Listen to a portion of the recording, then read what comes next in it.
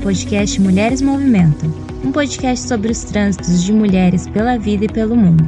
Este é um espaço de diálogo para tentar entender o que faz nós mulheres nos movimentarmos.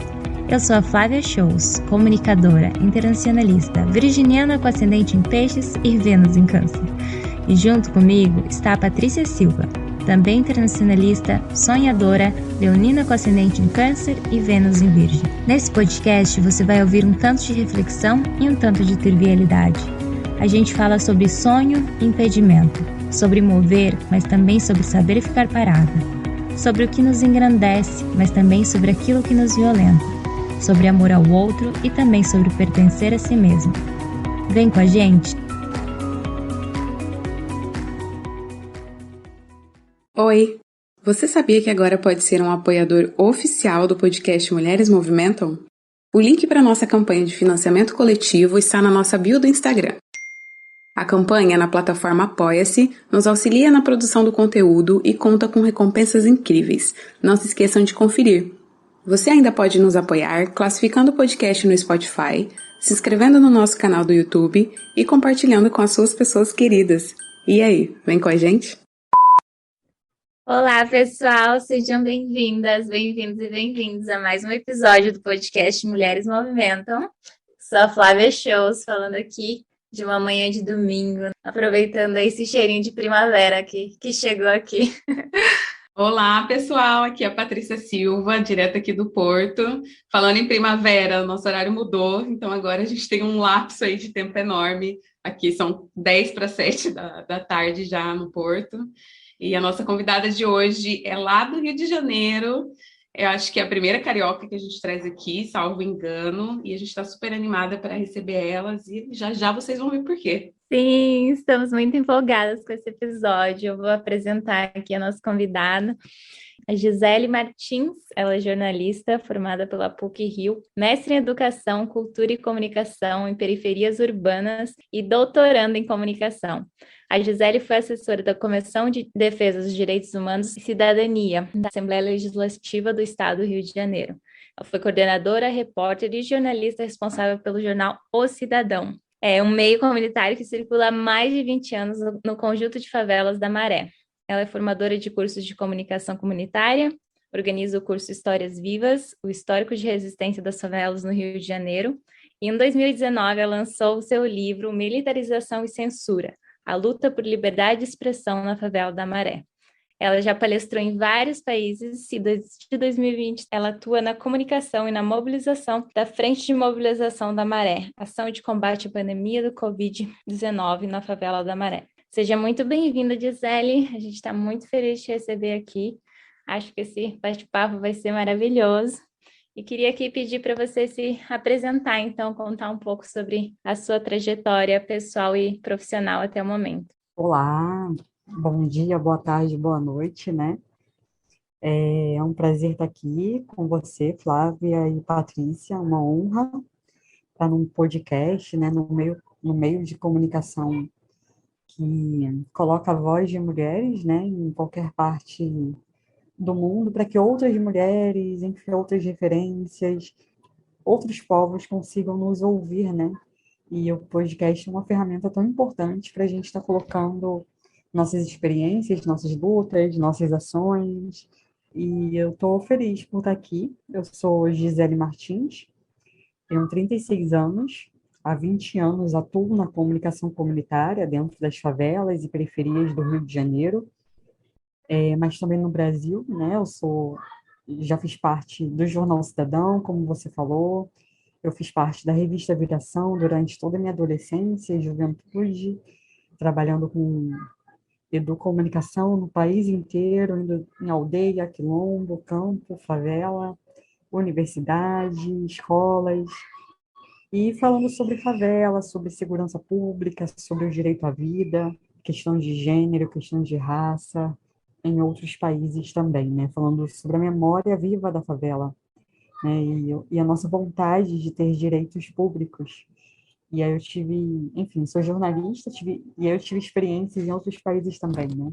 Sou jornalista há 10 anos, sou formada pela PUC-Rio, bolsista da PUC-Rio, Sou mestre em periferias urbanas, comunicação em periferias urbanas, e agora eu sou doutoranda de comunicação na UFRJ, passei aí em primeiro lugar, uma honra para mim. Arrasou, Uhul! chique, muito Parabéns! chique. E eu sou escritora também, né? Sou escritora, tenho meu livro sobre censura, militarização e censura, a luta por liberdade de expressão na favela da Maré, que eu lancei em 2019. Já fiz outros livros também sobre militarização, comparando Brasil, Palestina, Colômbia, povos Mapuche, Chile, enfim, México, Colômbia. Tem uma cartilha com outras mulheres das favelas da Maré e de Manguinhos. E também tem uma outra publicação que é sobre reportagens, que fala sobre autos de resistência, que eu escrevi com uma outra jornalista aqui do Rio de Janeiro também. E tudo isso tá, menos o livro Militarização e Censura, mas todo o restante são publicações públicas, né? Que dá para ir lá no academia.edu, Gisele Martins, que dá para pegar os PDFs gratuitamente. Então, são livres. Mas o meu livro é vendido, alguma coisa tinha que ser vendido para eu pagar minha passagem. Mas daqui a pouco a gente pode falar mais sobre essas publicações também. E é isso. Ai, gente, viram por que a gente estava ansiosos, né, para receber essa maravilhosa aqui? Se tem alguém que tem a cara desse podcast, como todas as nossas convidadas que passam por aqui, são sempre mulheres que estão se movimentando por aí. Gi, muito bom te ouvir e ouvir nas suas palavras quem você é, por onde você já passou e as suas publicações, seu trabalho de pesquisa, né? Em uma entrevista sua, você comentou que você foi a primeira a atravessar a cidade para estudar e não para trabalhar com serviços domésticos. E aí eu fiquei pensando muito, essa frase ecoou demais em mim, eu fiquei pensando muito no Paulo Freire, quando ele fala sobre uma educação emancipadora, sobre esse poder que a educação tem para empoderar indivíduos e para fazer com que eles falem e ajam na sua própria realidade, que é um tema também que sempre passa aqui nesse podcast, a gente sempre fala sobre educação e sobre esse poder que ela tem para mudar a vida das pessoas, né? E sobretudo a vida das mulheres, para quem as mulheres brasileiras que por muito tempo tiveram essa educação negada, né? E aí nesse sentido eu queria te perguntar assim, quando que foi na sua vida que você escolheu, o momento em que você escolheu pelo jornalismo e por que essa opção? Na minha adolescência, eu sou de uma família muito, muito pobre, né? Uma família que vem do Nordeste brasileiro em busca de trabalho por volta de 1950, 60. Vem morar na favela da Maré, vem trabalhar na construção da Avenida Brasil, trabalhar em obras, trabalhar na construção do aeroporto internacional, na construção da Ponte Rio-Niterói, enfim, vem trabalhar aqui nas obras, né? Minha família já se instalou aqui na Maré, já no início da favela da Maré, numa época que a maré era o lama, né? Era água mesmo. Maré, o nome maré vem porque a maré era a maré mesmo. Casas eram em palafitte, ou seja, uma população muito empobrecida, né? Falar empobrecida porque é o termo mais correto, né? Porque ninguém nasce pobre porque quer. Alguém empobrece a gente, o Estado empobrece a gente, o capitalismo empobrece a gente, o racismo faz essa população continuar empobrecida, né? A divisão de cidade, a divisão de direitos, né? A não garantia do direito a essa população pobre, negra, do campo, indígena, favelada, ainda é presente, né? Essa divisão de direitos ainda é muito presente. Então, minha família vem para a favela da Maré e vê a transformação dessa favela, né? E minha família sempre foi, os mais velhos, principalmente, trabalhadores precarizados, sem carteira assinada, sem o direito, sem qualquer tipo de direito, né? Se hoje a gente está vivendo um país em que a população não tem direitos, imagina décadas atrás. Carteira assinada ainda é um sonho para muita gente, né? E aí eu lembro que minha avó falava, ó, você tem que crescer, tem que estudar para crescer, trabalhar, porque eu não tenho dinheiro para comprar sapato, nem comprar roupa, nem comprar brinquedo, nem fazer festa de aniversário, nada disso. Tudo isso você vai ter se você estudar e trabalhar. Porque eu não posso te dar qualquer coisa que você me peça. Não me peça nada que você está vendo na TV, nada. Então, essa foi sempre uma realidade minha, né? Nunca tive brinquedo, enfim. roupa de Natal, nunca foi uma realidade, né? Nem dos meus primos ou irmãos e irmãs. Nunca foi. Então eu falei, então eu tenho que estudar, trabalhar para comprar boneca. Só que quando eu cresci, eu falei, poxa, eu não quero mais boneca, né? Tudo bem não ter tido boneca, eu quero comprar agora, enfim, livro, enfim, ter o mínimo de direitos, né? E aí eu lembro que na adolescência, uma amiga falou, Gisele, vamos fazer um pré-vestibular? Aí eu falei, o que que é um pré-vestibular? Né? Eu não sabia o que que era um pré-vestibular. É lá, um pré-vestibular é pra gente passar por uma faculdade.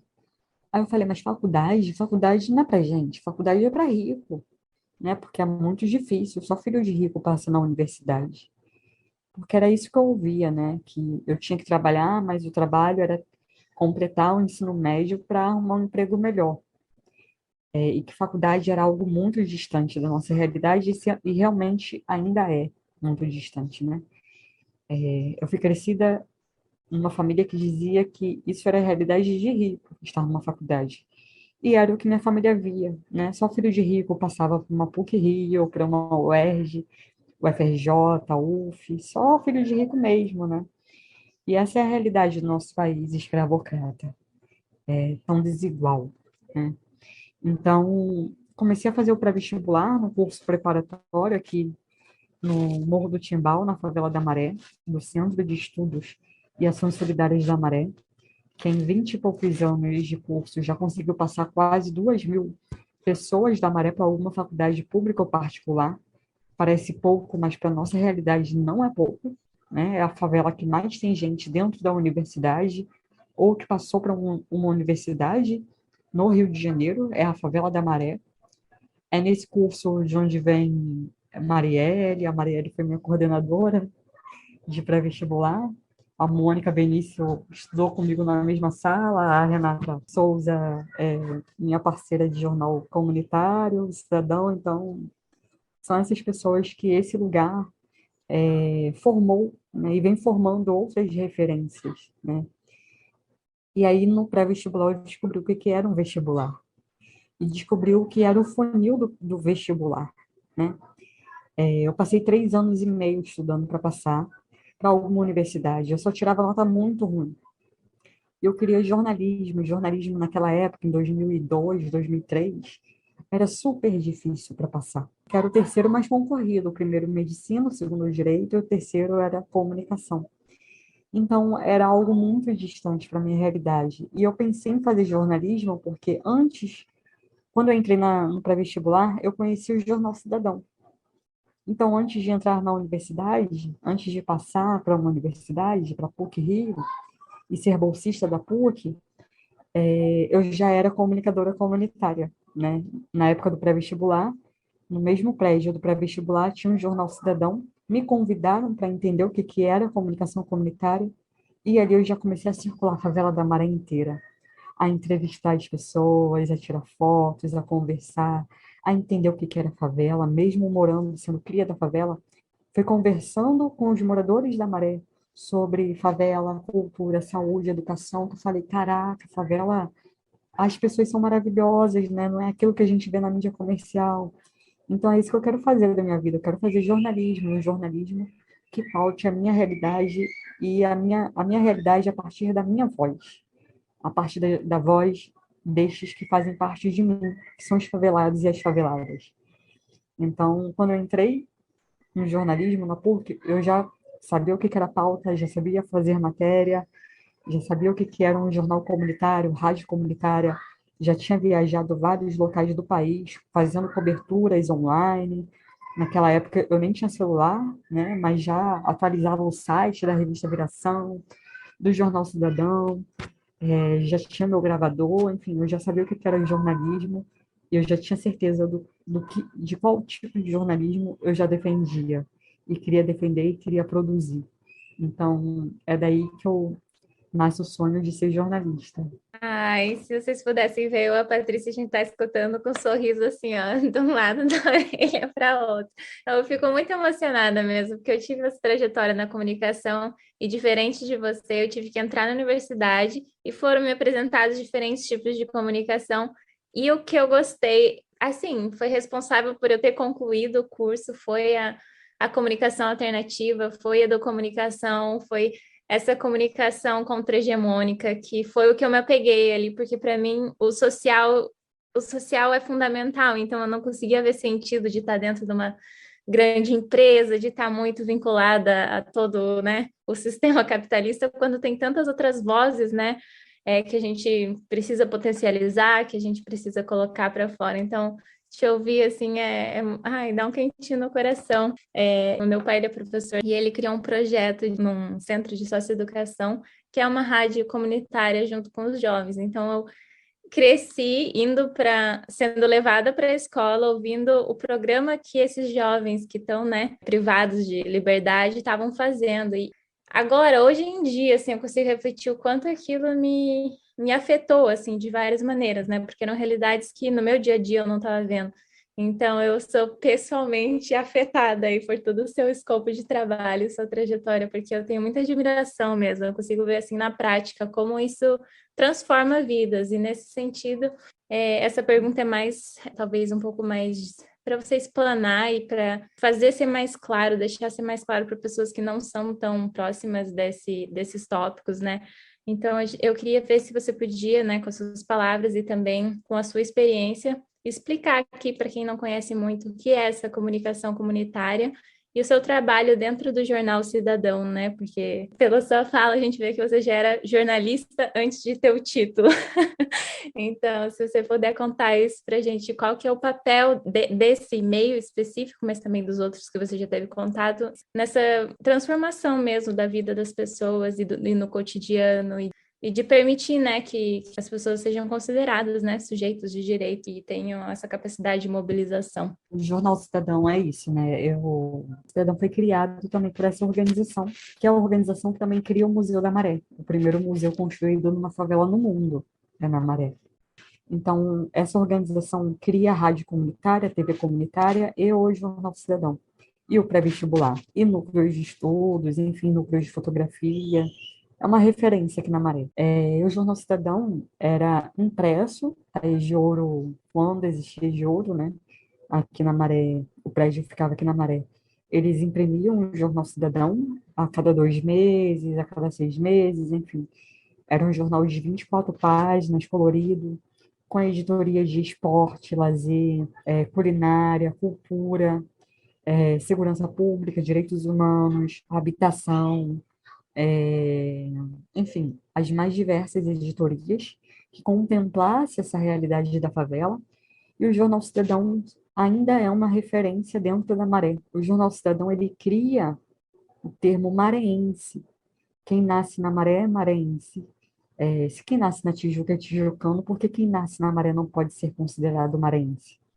O Jornal Cidadão cria esse termo e começa a defender esse termo dentro da favela, numa ideia de fazer com que as pessoas se reconhecessem como parte da favela, né?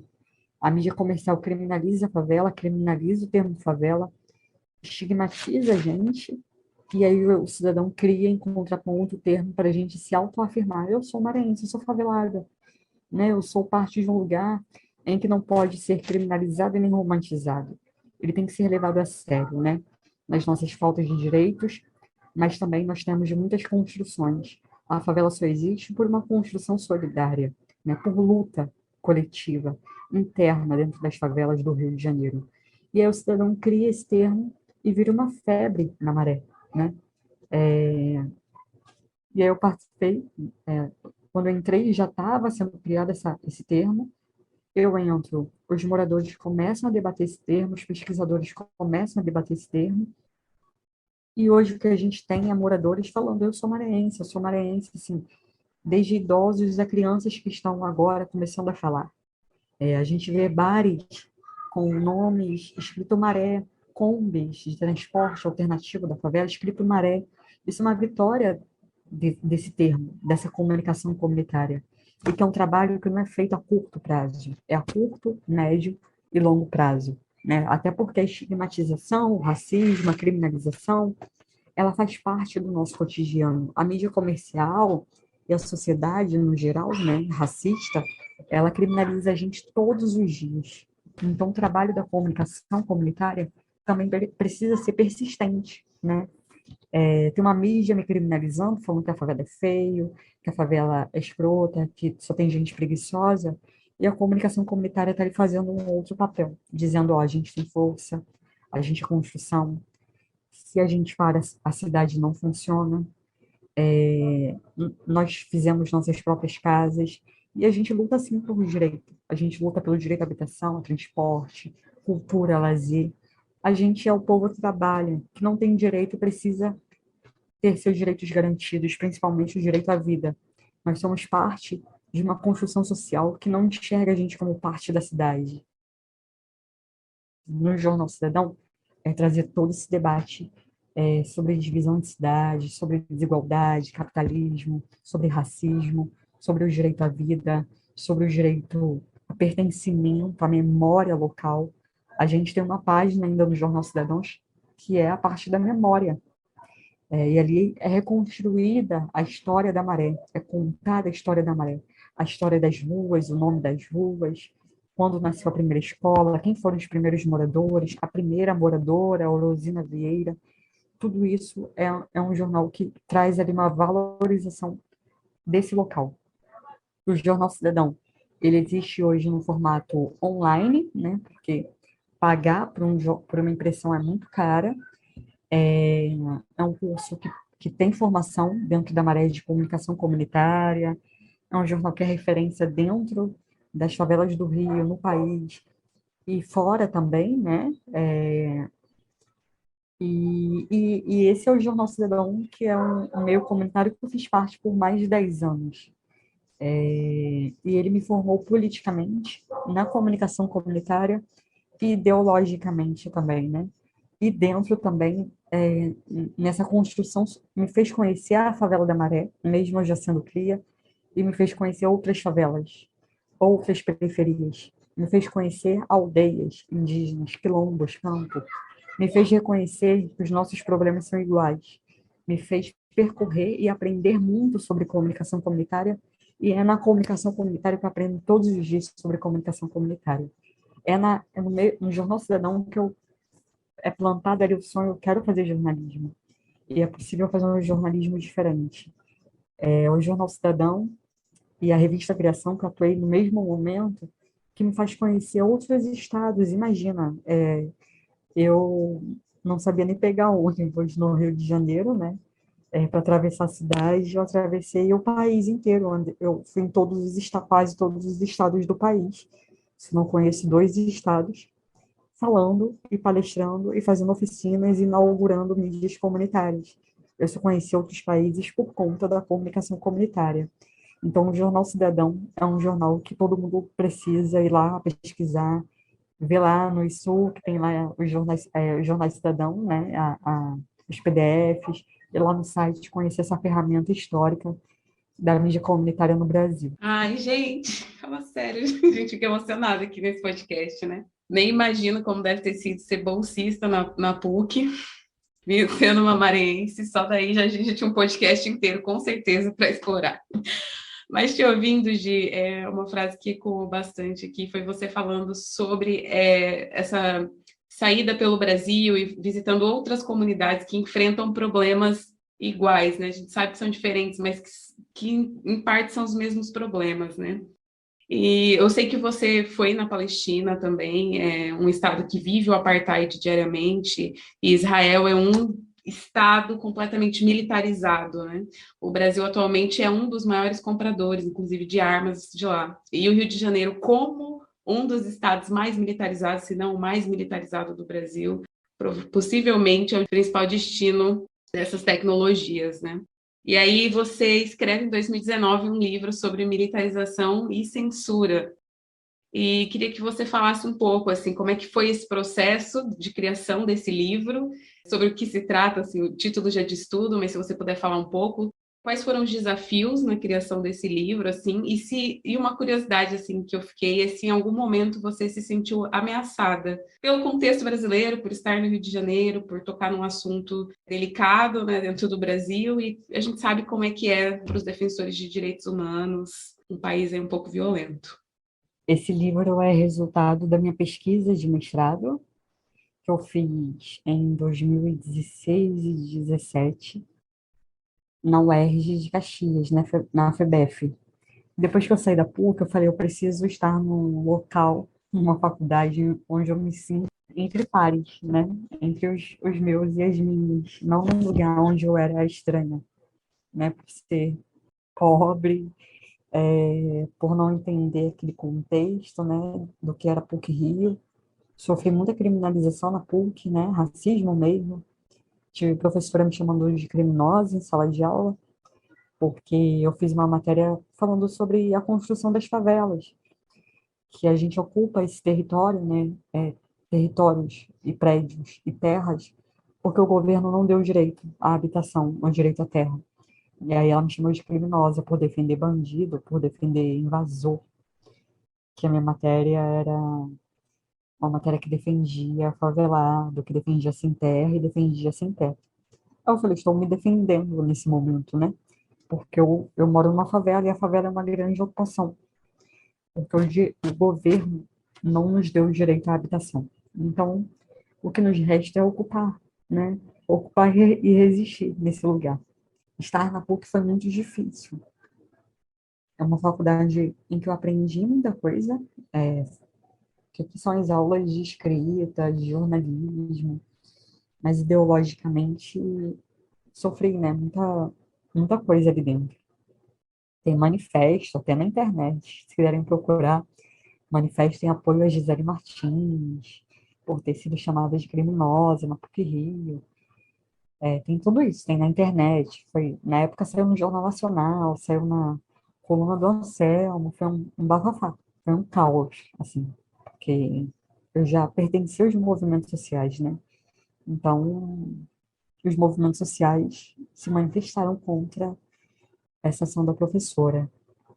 Mas também, ao mesmo tempo, eu tive muito apoio de outros professores da PUC. Até hoje eu vou lá dar palestra, enfim. O vice-reitor, o querido Augusto Sampaio, me chama para tomar café com ele. Então, tem o lado ruim, mas tem um lado também que é muito a partir de uma construção, né? De entender que aquele lugar também era meu, e é meu, né? É nosso também, por direito, né? Reparação histórica. Estar ali é reparação histórica. Eu era aluna também, como qualquer um outro. Sendo bolsista, eu não era aluna e tinha o mesmo direito de estar na sala de aula, de defender o que eu sou, né? É, é meu direito, ponto, né? É, nenhum outro aluno ou professor tinha o direito de me chamar de criminosa. Isso é crime, né?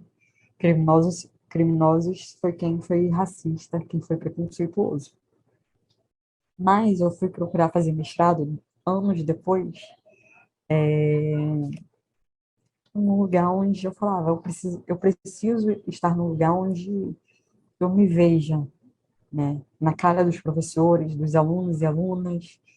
E aí eu descobri a FEBEF, que é a UERJ de Caxias, lá em Vila São Luís. E eu me senti em casa. Os professores, como eu, vinha da periferia, da favela, os alunos e alunas, senhoras de idade, senhores de idade, professores, enfim. Eu defendi ali, né, eu falei, eu quero escrever sobre 2014 e 2015, quando o Exército invadiu a Maré, na época da Copa do Mundo. E aí, primeiro há um estranhamento, né, em como falar desse tema. Os professores ficaram preocupados. Imagina se fosse na PUC, né? Jamais poderia falar desse tema. Se na UERJ teve esse bafafá, imagina na PUC, ai meu Deus. Mas eu convenci o meu orientador de que era necessário falar a partir da voz de quem viveu, de quem sobreviveu à militarização e sobrevive à militarização dentro das favelas do Rio.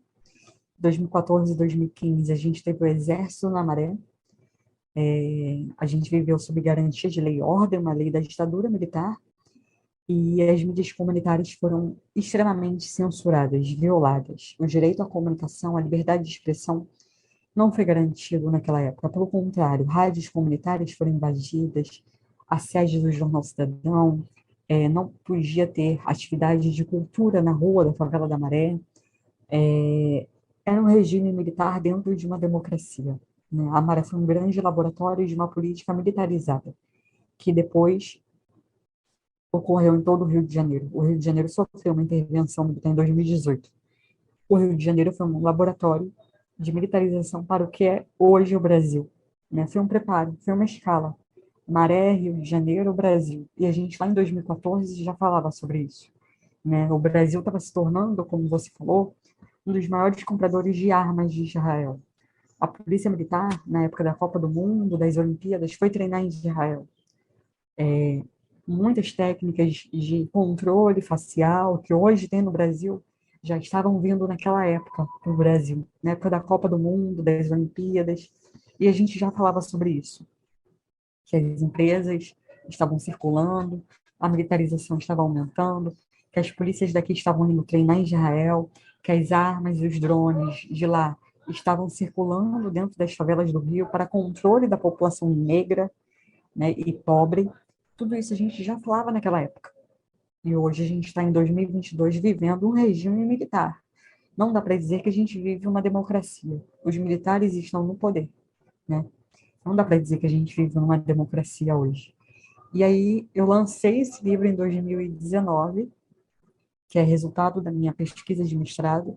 Não foi fácil fazer essa pesquisa, porque eu lembrei das censuras, lembrei da militarização, peguei relatos de 10 a 11 comunicadoras e comunicadores comunitários da Favela da Maré que contam como foi permanecer dentro desse território, fazendo comunicação ou não e sendo censurado pelo Exército nessa dita democracia, mas com o Exército dentro da Maré.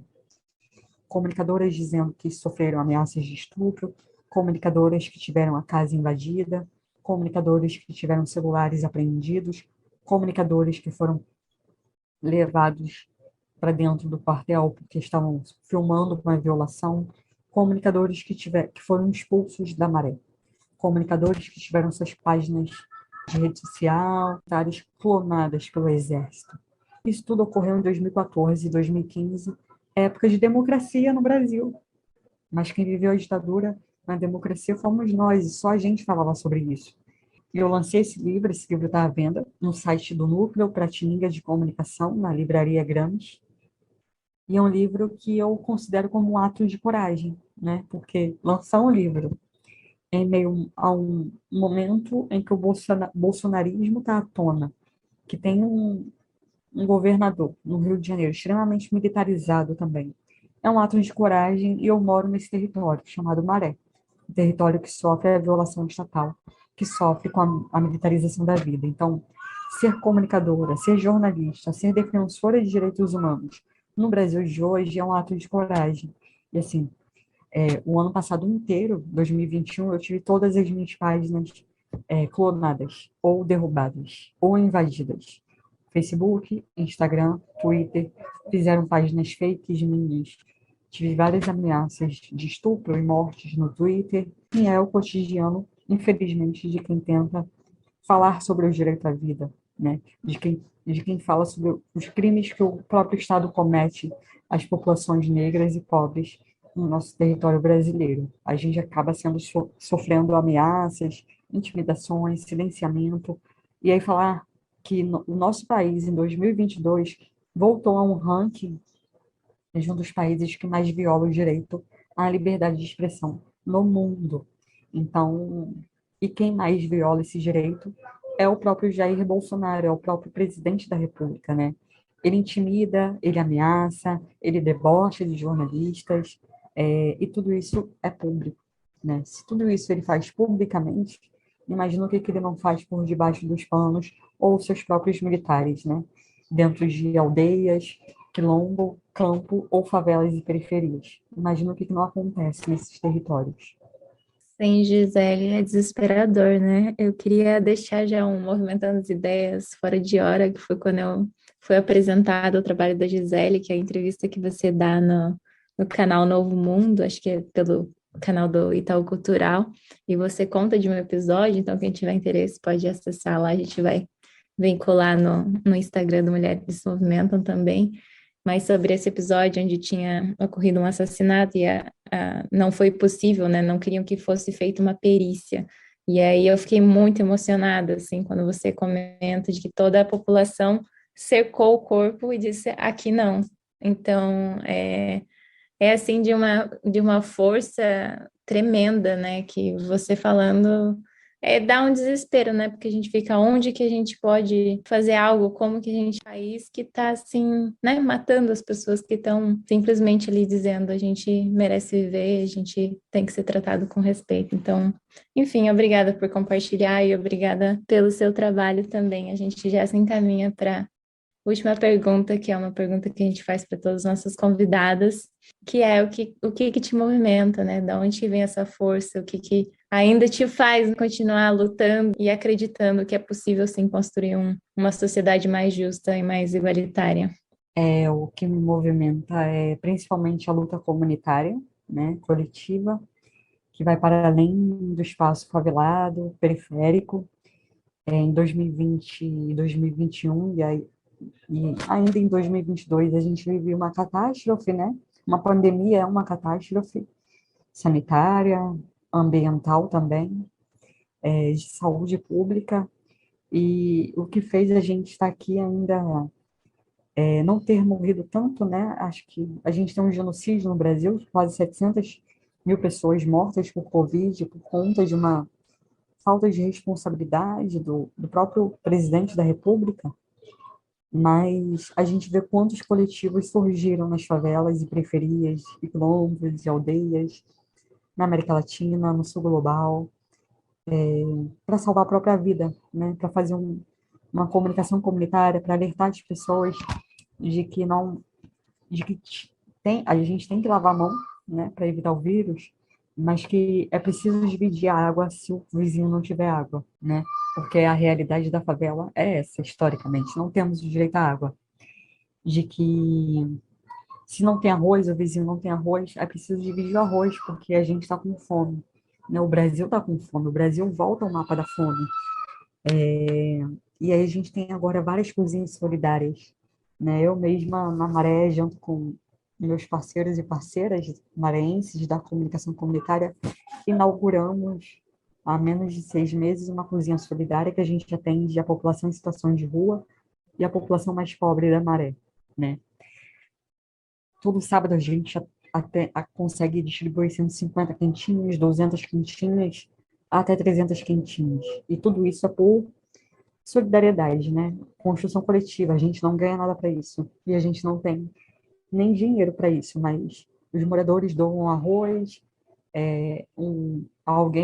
algum professor, alguém do asfalto que tem ali um dinheiro sobrando, doa R$ 100, R$ 5, a gente paga o gás, a vizinha que está precisando de comida vem ajudar a gente a fazer a comida.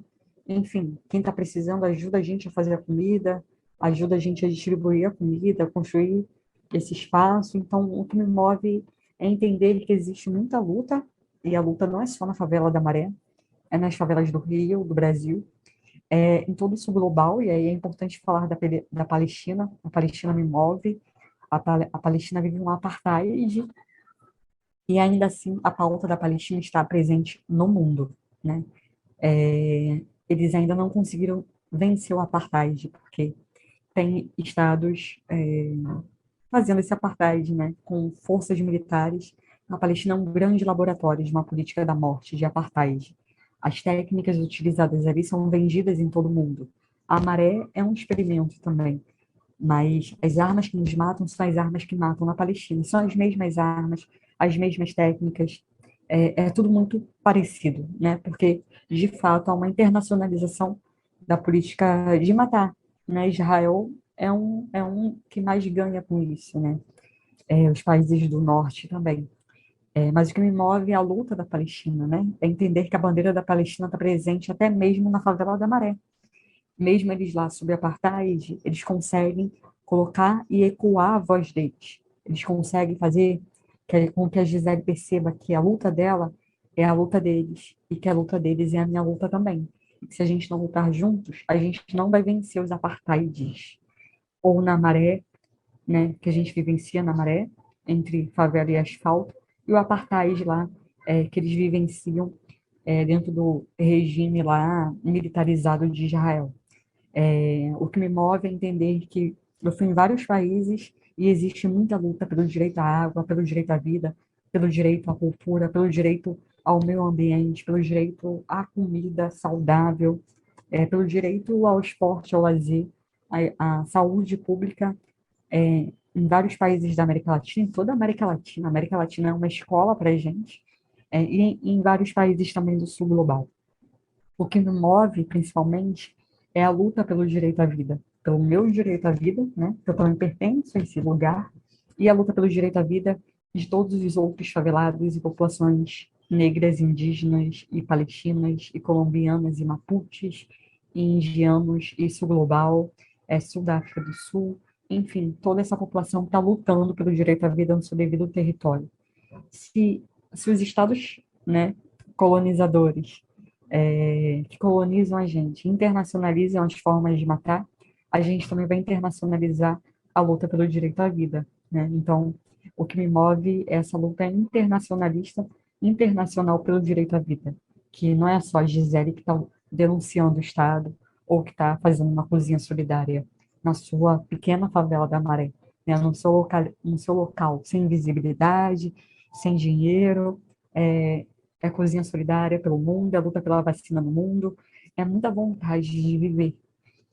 E tem muita construção política, tem muita construção, é alternativa, e tem muita vontade de viver e tem muita força coletiva, né? A gente às vezes olha o Brasil, nossa, o mundo, nosso país está acabado, não existe mais luta, existe muita vontade de viver.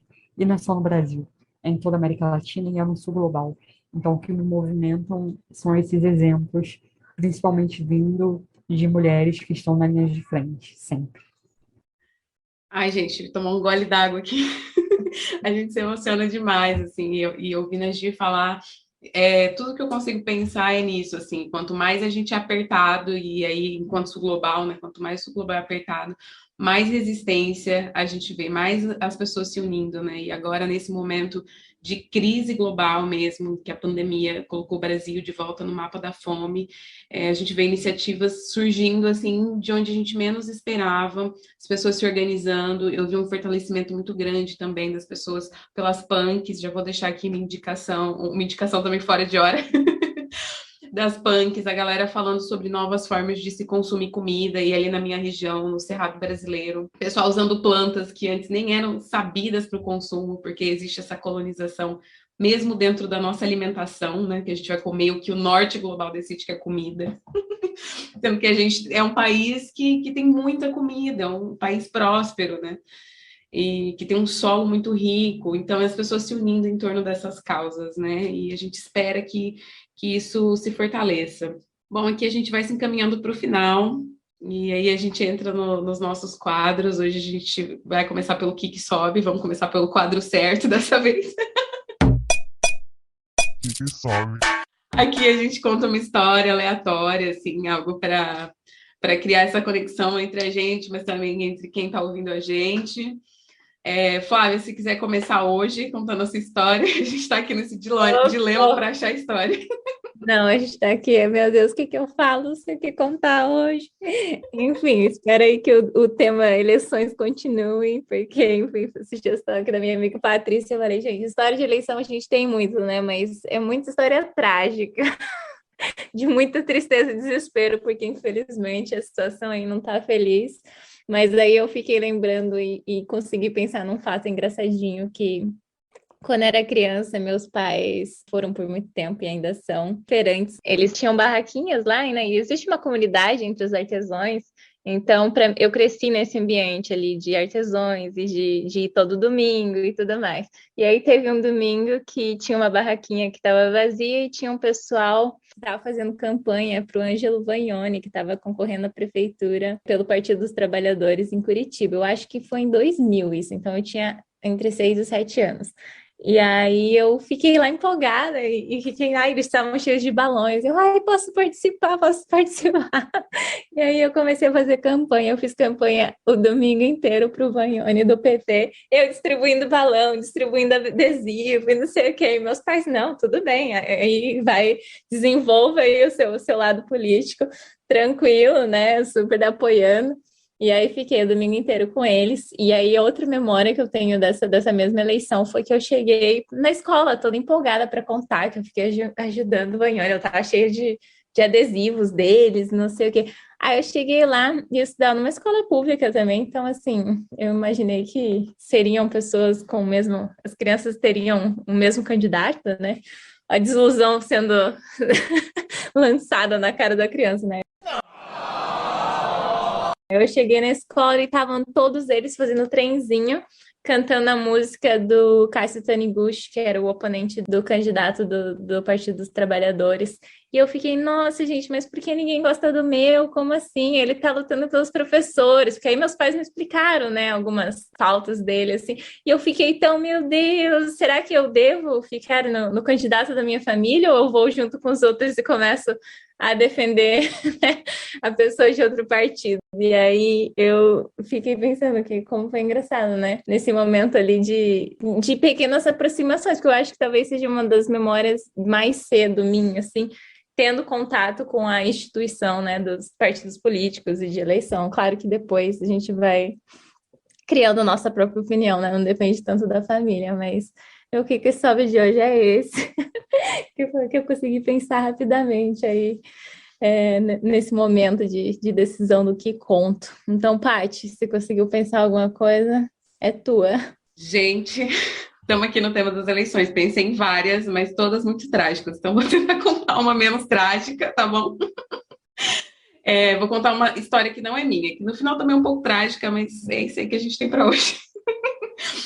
Bom, eu estava aqui nas minhas lembranças de eleições e eu lembrei da minha infância, que eu morava num distrito da minha cidade, que era a minha cidade é no interior do Mato Grosso do Sul. Aí eu morava num distrito do interior do interior. E a gente morava mesmo numa vila, que morava poucas pessoas, eram umas 3.000, 4.000 pessoas que moravam ali. E eu tinha pouca idade, eu morei lá só os meus 2 primeiros anos de vida, mas eu tenho algumas lembranças, e algumas das minhas lembranças são de períodos eleitorais, que era quando a gente via, né, eleições acontecendo e políticos aparecendo, que é a única época que os políticos aparecem. E eu lembro que tinha, e eu ganhava muita coisa, gente. Aí eu tô aqui lembrando agora, falando, tô lembrando de mais coisas. Ganhava um batom roxo, que eu adorava passar. Gente, eu tinha 2 anos, eu comia o batom, óbvio. Era um batom roxo, e você passava aquilo, a embalagem era verde e o batom, o negócio do batom era roxo. E aí você passava aquilo na boca e ficava rosa. E junto com aquilo eu ganhei cozinha, ganhava vários brinquedos, várias coisas, ficava animadíssima. E no final das contas, todas as vezes que os políticos, eles iam lá e distribuíam isso para todas as crianças, e logo que eles saíam, e meu pai e minha mãe adoravam, e falavam, não, isso, a gente vai votar em vocês mesmo, e não sei o quê. E aí eles iam embora e meu pai, esse daí não vale nada, esse daí, eu nunca que vou votar nele, ele aparece aí de 4 em 4 anos nas eleições. Bom, fato comum no Brasil, né? A gente não pode, infelizmente, existe essa desconfiança aí nas instituições eleitorais, né? Pelo histórico infeliz do Brasil. Mas, enfim, isso mudou nas eleições de 2018. Eu trabalhei, inclusive, também nas eleições, mas aí não vou contar porque o final é trágico. Gi, você tem uma história engraçada? Bolsonaro eleito. Trágico. Trágico, trágico. Eu acho que de engraçado eu não tenho, não. Mas ainda mais de eleição. Eleição para mim já é uma tragédia. Por si só. Sim, sim. Mas eu acho que é importante. O que eu tenho de experiência em relação a isso, né? Por exemplo, a gente na Maré tem essas ações de solidariedade, né? Desde o início da pandemia. E a galera não acredita que uma quentinha de graça, né? Acho que isso é muito louco, né? Acho que é sempre, a Gisele vai se candidatar? Eu falei, não, eu sou anarquista, eu não vou me candidatar. Qual é o seu candidato, então? Porque a gente vai ter que votar em alguém, né? Você está trazendo quentinha. Por exemplo, quinta-feira teve distribuição de café e sanduíche para a galera da favela, né, que ia procurar emprego, porque foi o Dia Mundial da Saúde. Então a gente fez essa ação para falar sobre a importância da vacina e sobre a fome também. E a galera, vocês vão se candidatar, estão aqui se aproveitando da gente, que não sei o quê. Com certeza querem voto em troca disso. Ou seja, isso é muito louco, né?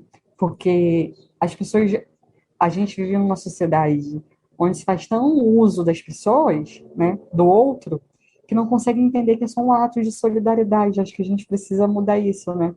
E assim, mesmo eu sendo anarquista, eu já fiz várias campanhas, né, de pessoas que eu de fato acredito, né? Tipo, as mulheres negras, pessoas que são sérias no movimento social e que vão se candidatar. Então, eu sou uma anarquista para mim, mas eu reconheço que a gente está numa tragédia tão bizarra, né? A gente tem Bolsonaro no poder, que que eu acho importante a gente estar falando sobre eleições, inclusive dentro desses territórios, assim, mas entendendo que a nossa população é tão usada de 4 em 4 anos que o político aparece na favela, que eles não acreditam em trabalhos de solidariedade, por exemplo. Isso é muito bizarro, né? Isso é muito louco. Isso é muito louco e a gente precisa tá, tá falando, sim, a gente pode doar um livro de graça e tá tudo bem. Eu estou te doando essa roupa, né, que eu não vou mais usar e nada, não estou pedindo nada em troca, né? A gente não está mais acostumado com isso, né? A sociedade capitalista nos faz isso, né? Isso é muito bizarro. Mas de engraçado, principalmente sobre a eleição, não tenho nada engraçado, Não misericórdia. precisa, tá ótimo, já valeu o que sobe. Porque a gente Não, vê gente, isso mesmo na nossa realidade, né? Você acha que você tem que dar algo em troca, né? A gente está Sempre, né? desacostumado à E isso solidariedade. reverbera para a gente também. A gente sempre acha que eu estou doando alguma coisa, ninguém vai me doar nada. Ai, nossa, que pessoas ingratas.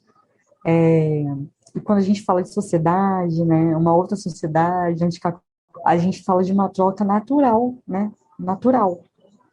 Por exemplo, a família que tá recebendo a quentinha da Frente Maré, tem famílias que vão cozinhar.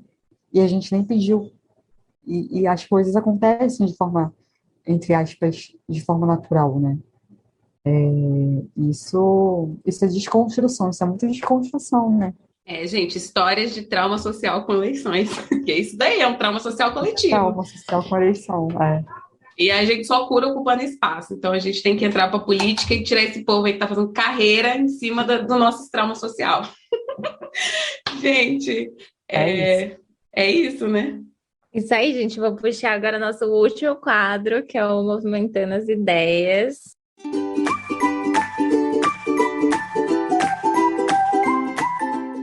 Paty, quer começar com essas indicações? Gente, vou começar aqui reforçando a indicação que eu dei lá no começo. Vou de Paulo Freire, com Pedagogia do Oprimido, que ganhou o mundo aí. Inclusive, quando eu estive na Palestina, a galera. Não, Moçambique também. Não, em todo lugar, gente. Onde a gente passa, Paulo Freire fez história, então ele merece aqui ser citado e ser lembrado. E também queria indicar mais um livro, que é Quarto de Despejo, da Carolina Maria de Jesus. Tudo a ver com o que a gente falou aqui. Trauma social já estava lá no livro dessa mulher, ó, muito tempo falando de político e falando sobre essa situação até mesmo dentro da favela, né? Dentro das periferias aí. Bom, essas são as minhas indicações. Vou passar rapidinho para Flá. Flá, quer fazer as suas? Sim, a minha é bem rapidinha também. Como eu citei o trabalho do meu pai de mestrado, vou indicar aqui. O título é Educomunicação e Socioeducação, a implantação e desenvolvimento da Rádio Escola São Francisco. É um mestrado que foi feito na UFPR, então se digitar lá no Google vocês conseguem acessar o trabalho. Começou em 2008 e durou até 2015. A rádio foi premiada em vários lugares também, foi selecionada em 2013. Foi a primeira vez que meu pai saiu do país, ele foi representar o Brasil no Fórum Social Mundial com a rádio, então essa é a minha... Vamos usar, né, esse espaço aí para indicar nossos familiares e amigos também. Então, a indicação de hoje é meu papito. E Gi, se você quiser indicar, agora. Arrasou. Eu vou procurar. Minha indicação é isso, né? Paulo Freire, a gente precisa se inundar de Paulo Freire e se inundar de Carolina Maria de Jesus, né?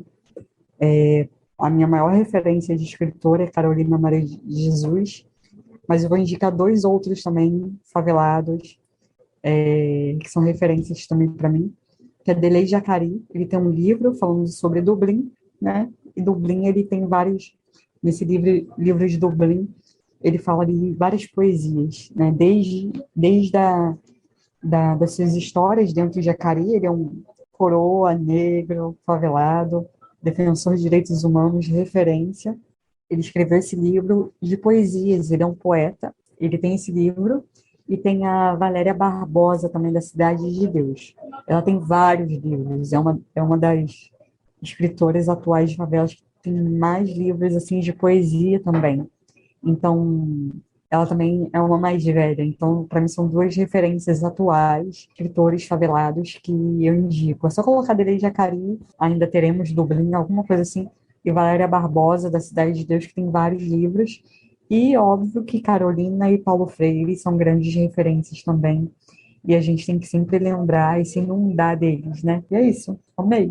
Eu tinha até separado um trecho, eu vou ler bem rapidinho, que era da Maria Carolina de Jesus, quando eu ouvi essa entrevista, porque eu fiquei pensando, ali ela fala do ato de escrever, no seu caso seria o ato de comunicar. Escreva a miséria e a vida infausta dos favelados. Eu era revoltada, não acreditava em ninguém. Odiava os políticos e os patrões, porque o meu sonho era escrever e o pobre não pode ter ideal nobre. Eu sabia que ia angariar inimigos, porque ninguém está habituado a esse tipo de literatura. Seja o que Deus quiser. Eu escrevi a realidade. Uau, ela é maravilhosa. Ela é maravilhosa. Demais, né? Ouvi a sua fala e eu fiquei, gente, é isso, né? Ela já descreve esse episódio nesse trechinho. Eu quis trazer aqui também.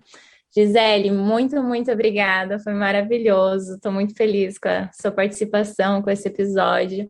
E é isso. Obrigada pelo seu tempo. Se você quiser deixar suas redes sociais ou indicações do seu trabalho também. Eu que só tenho o que agradecer. Passou super rápido, né? Muito louco. Agradecer a você, Patrícia, a você, Flávia. Agradecer a todo mundo que está ouvindo, que vai ouvir daqui a pouco também, né? Meu Facebook, Instagram e Twitter é Gis_O Martins, Gisele Martins, com Z, Gizle Martins. Às vezes publico lá coisas sobre favelas, sobre comunicação comunitária, sobre Palestina, sobre México, Mapuche, sobre militarização, sobre eleições, sobre água, enfim, um monte de coisa, mas sempre a favela como fonte, né? Acho que isso faz parte do meu trabalho, a comunicação comunitária como fonte. Quem quiser comprar meu livro, é só entrar lá no site do Núcleo Piratininga de Comunicação ou nas redes sociais e mandar mensagem para eles que eles estão vendendo. Voltei a vender também, né? Porque eu fiquei 2 anos trancada em casa, agora estou circulando e vendendo também, o que é bom também, né? E falar ao vivo sobre o livro, sobre essas experiências.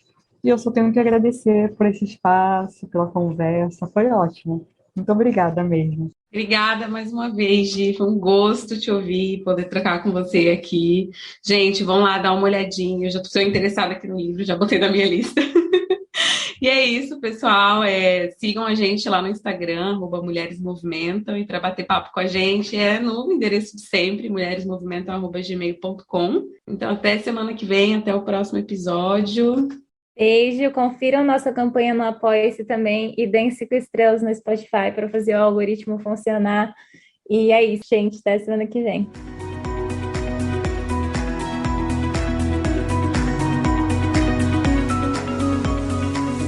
Para saber mais sobre o projeto e poder interagir conosco, siga o nosso perfil no Instagram, @Mulheres Movimentam.